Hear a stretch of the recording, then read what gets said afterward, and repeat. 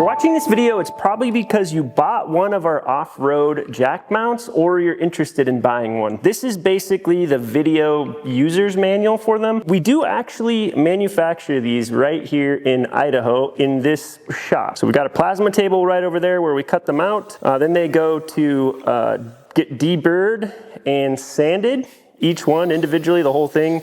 Then it goes to bending, then it goes to welding, and then it goes to shipping. Everything other than the metal pin that actually holds the jack in place, we make here. The metal pins we actually get from Tractor Supply. And it'll show up in a box like this. Then you have your pin and your cotter pin. The pin goes through this area on the top here and out the other side. Now you can see it with the actual jack in it. So inside of your jack, you have room to stick the handle for the jack. You're supposed to stick it on the side that has the Outdoor Auto logo. So it actually goes in there. It fits tight. It fits tight on purpose because you don't want that rattling around. That'll drive you nuts. So that fits in the bottom. So the jack floats a little bit on the top here, which leaves you plenty of room for mounting. So when you're mounting this, we gave you 6 holes to be able to mount with. We did make this out of thicker metal than it needed to be made out of. We wanted to make it really tough. So for some reason, some of these holes don't line up perfectly and you need to drill a couple of your own holes. Drilling a couple additional holes on this is totally fine. It's still gonna be strong enough to mount and hold this. I highly recommend you're gonna wanna use washers on whatever hardware you're gonna use to mount. Everybody's gonna have, be different there. My personal preference though, we're mounting them with these grade 8 bolts. And the reason is a lot of people like the bubble top Allen heads because they look fancy, but you're still gonna run into problems with those stripping out over time. So we left you guys enough room to use a regular, real, strong bolt. So you've got 6 bolt holes to work with. The big holes on the bottom are actually just to drain water out of this so it doesn't collect water and rust. Once you've stashed your handles, if you're gonna mount this flat, like the orientation that we have right here, you can just go ahead and put this straight on. One thing I will show you is if you're gonna mount it vertically, there's a couple considerations. So first I'll show you flat, we'll talk vertical in just a second. So flat, it literally, you can see on the bottom wheels, it has the hooks for the axles. So you literally just hook in the bottom first, and that kind of gives you your guide for the top. Once the bottom's locked in, you drop it down. Now, if for some reason when you're trying to drop it down, you feel like it's not fitting very well, you're gonna wanna look at the back here. Harbor Freight actually added a brake to their jack right here, which is awesome because the other competitor for this that costs more than this doesn't have that. The brake is fantastic, but our actual mount sits on the inside of this brake plate. So if you're trying to squeeze it in on the outside, that might be why you're getting stuck. And on this side, it sits right on the nut. So that's pretty much it there. Another thing I'll show you is when you're putting this in from the factory, when you buy your jack, you're gonna notice this shiny part of this jack is aimed forward, and the black part here is in the back. If you accidentally flip this around, it's gonna get in the way of putting it in here. You actually wanna put this in the correct way, which is the correct way is the way it came from the factory. So make sure it's this way. Again, if you're trying to slam your jack in and you keep slamming it and you're like, why won't it go in? You probably have this backwards, or you're probably just hitting this brake right here, and you just need to slide it over a tiny bit. Again, put the bottom in first. Use the bottom to guide the top. We're in. Then you can take your pin. You can put your pin through either way. So if the pin sticking out interferes with other stuff that you have mounted, doesn't matter. You can put it in on this side. You can put it on this side, whatever's more convenient for you. Make sure to put your little cotter pin on the other side.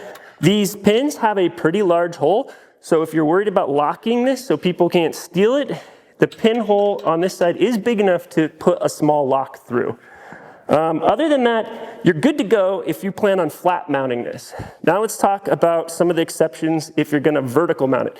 If you vertical mount it and you're bumping down the road, it's gonna move a little bit more. So there's a couple things that I would recommend that you do. First of all, the Badlands, the guys over at Harbor Freight give you this Allen key. It has a little tiny spring pressure on it to kind of hold it in there. I don't think that's gonna be strong enough when you're bouncing down a road off-roading. So I would pull this out and I would put this in your glove box so you don't lose it. This is fine. The way this is mounted, it's not going anywhere. The other one I would check is, we've played with a couple of these jacks. This little rubber pad that goes in the foot here, on some of them, it's like really stuck in place. Like this one feels like it has glue on half of it. So this side will not come out. But this side you're gonna notice is a little loose. So you should check your pad. If your whole entire pad is loose and will pop out, either put more glue on it and put it in there, or again, just pull that thing and stick it in your glove box so it doesn't fall out when you have it vertically mounted. The final thing is, if you mount it vertically, you could notice that this might bounce around, and that could irritate you going down the road. I hate anything that jiggles. So what I would recommend there, when you're not using your jack, if you mount it vertically, I had to do this with my other brand jack that came with it, actually had its own mount from the factory that still had the same exact issue. I just take one of these ratchet straps. I'll put a link to these in the description of this video. These are super cheap. If you don't have any of these, you should buy some extra ones for other stuff that you should secure. These are like the greatest. I just put one of these ratcheting straps on here, just around the bottom of the jack. I ratchet it down nice, and it's really a tension strap is what they're actually called. They're really popular in rafting. So I'd put that on there. So I highly recommend doing that. But if you really only need to, if you have it mounted vertically, when it's mounted flat, it pretty much stays quiet. We have one of these mounted in the back of Zeph's rock crawler right now, and it's been working great. Let's talk about painting next. These are being shipped raw metal. Maybe someday we can get this nailed enough to, sell powder coated ones or paint them. But for the most part, you guys are gonna save a lot of money painting them yourselves. There's two things I would tell you. People like powder coating off-road gear, but this is an off-road jack mount. You are going to be throwing a big chunk of metal into it and out of it constantly, which means if you powder coat it, you're just eventually gonna be chipping your powder coating off. And it's a lot harder to touch up powder coat, in my opinion. So I'm not gonna powder coat mine. I'm going to rattle can it. So I would highly recommend using a self-etching primer, then do, a coat of whatever your favorite color is. I've seen people paint them red just because it's kind of like emergency equipment. I, of course, paint mine orange because all my stuff has orange on it. So yeah, self-etching primer, paint it orange. Then over the next 6 months, I beat it up, I scratch it up, taking jacks in and out of it and in and out of it, and hitting bushes and trees. I can just pull it off and spray another coat of orange on it. It's a lot easier to do touch up that way. But you be you, if you want it powder coated, by all means, take it to a shop, get it powder coated. Final thing I will tell you, these do come oiled. So we spray them down with WD-40. We wipe the whole thing down to make sure it's coated. That's just to keep them from rusting, okay?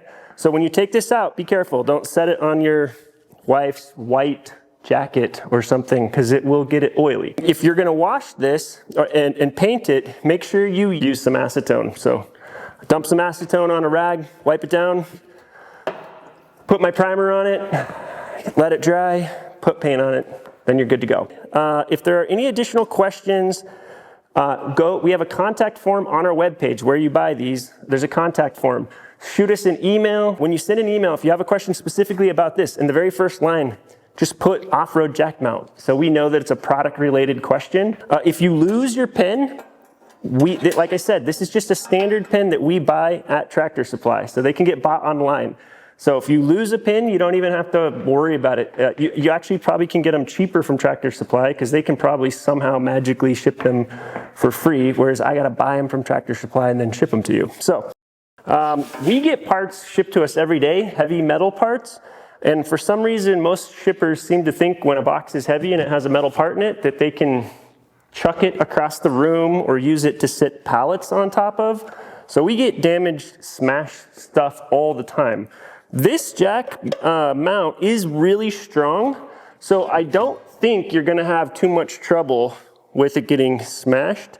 But if for any reason it's gonna ship like this, if they did set something massively heavy on it, maybe the only thing you're gonna notice is maybe this gets bent down just the tiniest hair.